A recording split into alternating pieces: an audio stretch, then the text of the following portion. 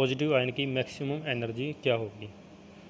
तो maximum energy के लिए हम मान लेते हैं, जैसे हमने यहाँ से देखा कि वेलोसिटी मैक्सिमम कब होगी, जब आर की वैल्यू मैक्सिमम होगी, यानी कि आर जितना ज़्यादा होगा उतनी ज़्यादा वेलोसिटी होगी। तो मैक्सिमम एनर्जी के लिए हम मान लेते हैं कि आपकी वेलोसिटी जो है वो वी नोट है।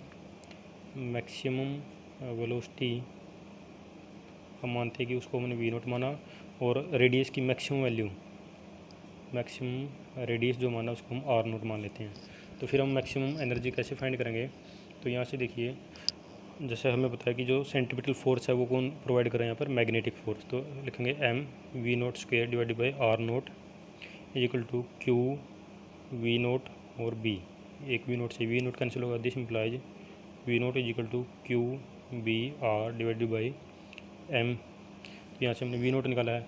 उसके बाद maximum kinetic energy, kinetic energy find करनी है यहाँ पर हमें। तो काइनेटिक एनर्जी क्या होती है, half M V square. Maximum kinetic energy क्या होगी, that will be half M V naught square. It means half M V naught square means Q square B square R square divided by M square. एक M से ये M cancel तो हो जाएगा, Q square B square R square divided by 2m। तो ये हमने maximum जो है काइनेटिक एनर्जी फाइंड कर लिया इसके लिए। अभी हम फाइंड करते हैं साइक्लोट्रॉन की फ्रीक्वेंसी। तो साइक्लोट्रॉन की फ्रीक्वेंसी देखिए, ये जो टाइम पीरियड हमने निकाला है ये है एक सेमी सर्कल को पूरा करने में पार्टिकल ने जो टाइम लिया वो है आपका pi M divided by Q B. और पूरे सर्कल को ट्रैवल करने में जितना टाइम लगा वो हो जाएगा 2 टाइम्स हो जाएगा इसका, यानी कि जो साइक्लोट्रॉन का टाइम पीरियड है वो कितना आएगा 2 pi M divided by Q B.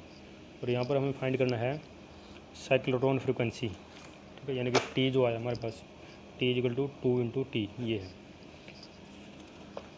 तो साइक्लोट्रॉन की फ्रीक्वेंसी क्या होगी, तो जैसे हमें पता है फ्रीक्वेंसी टाइम पीरियड के इन्वर्सली होती है, इन्वर्सली प्रोपोर्शनल होती है, यानी कि उसका रिवर्स होती है।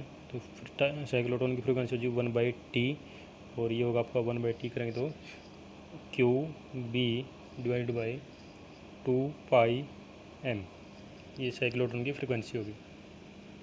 यहाँ से फिर देखिए, और इसे साइक्लोट्रॉन फ्रीक्वेंसी को हम मैग्नेटिक रेजोनेंस फ्रीक्वेंसी भी बोलते हैं। तो यहाँ से एंगुलर वेलोसिटी भी फाइंड कर सकते हैं हम, ओमेगा, तो वो तो है 2 पाई न्यू, इसको हम लिखेंगे 2 पाई और न्यू फ्रीक्वेंसी की जगह लिखेंगे Q B divided by 2 pi M, ये कैंसिल हो जाएगा, ये होगा Q B divided by M. Next है इसमें लिमिटेशंस ऑफ साइक्लोट्रॉन।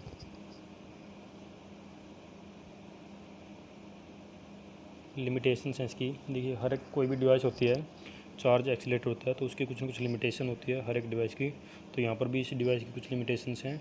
तो फर्स्ट इसकी लिमिटेशन जो है वो ये है कि जैसे आप चार्ज पार्टिकल को इसके अंदर एक्सीलेट करवाते हैं, तो जैसे जैसे उसकी रेडियस बढ़ती रहती है उसका जो स्पीड है वो बढ़ती रहती है। और उसकी स्पीड अगर लाइट की स्पीड के कंपैरिजन में हो जाती है, यानी कि उसकी स्पीड अगर बहुत ज़्यादा बढ़ जाती है तो उसका जो मास है वो फिक्स नहीं रहेगा, यानी कि उसका जो मास है वो चेंज हो जाएगा। यानी जैसे हम लिखते हैं M is equal to M naught 1/1 minus V square upon C square, यानी कि ये जो वेलोसिटी है ये उसका रेस्ट मास है, जो रेस्ट में किसी पार्टिकल का मास होता है, और ये मास तब है जब वो वी वेलोसिटी से मूव कर रहा है। अगर वी सी के कंपेरेबल हो गया तो इन डैट केस उसका मास जो है वो रेस्ट मास के बराबर नहीं होगा, वो मास चेंज हो जाएगा। और अगर उसका मास चेंज हो गया तो इन डैट केस उसकी फ्रीक्वेंसी, साइक्लोट्रॉन की फ्रीक्वेंसी जो हमने फाइंड की थी, वो साइक्लोट्रॉन की फ्रीक्वेंसी भी चेंज हो जाएगी। साइक्लोट्रॉन की फ्रीक्वेंसी अगर चेंज हो गई तो फिर जो हमने सोर्स लगाया है, हाई फ्रीक्वेंसी ऑसिलेटर जो लगाया है, तो उस फ्रीक्वेंसी के साथ वो मैच नहीं करेगी और आपका जो साइक्लोट्रॉन है वो आउट ऑफ ऑर्डर हो जाएगा।